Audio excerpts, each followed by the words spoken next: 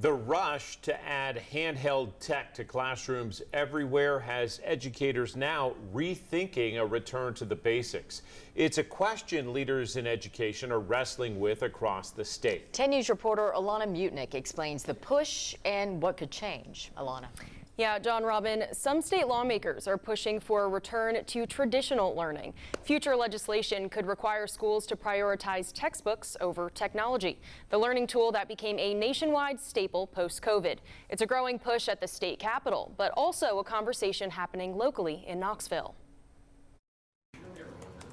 Should classroom learning stay digital or go back to the basics? We're going to use technology.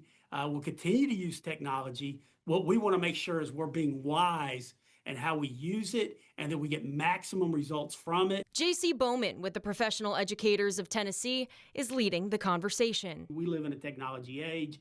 We understand that it's needed, but by the same token, Chromebooks are costing a fortune. Where they're really pushing, and justifiably so, moving to use textbooks mainly in K through 5 rather than Chromebooks, but they're not trying to ban technology, and that's one of the concerns that people have. Some East Tennessee parents share similar concerns. Like a physical book, there's no distractions per se,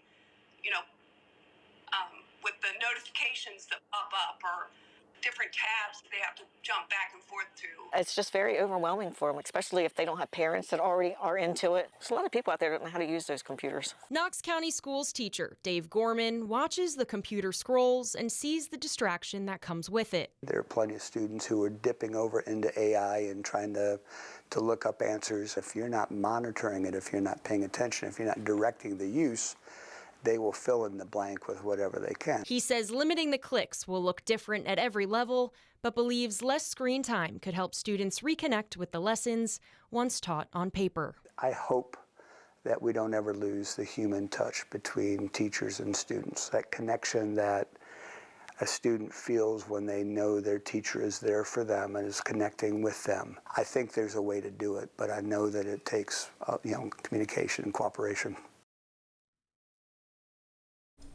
This push is tied to a much larger discussion at the state level. Tennessee lawmakers passed a bill last legislative session that requires school districts to limit technology use for some students in an effort to cut down on unnecessary screen time. More information on this proposal can be found on our website. John, Robin. Everyone's still trying to figure it out. Alana, thank you.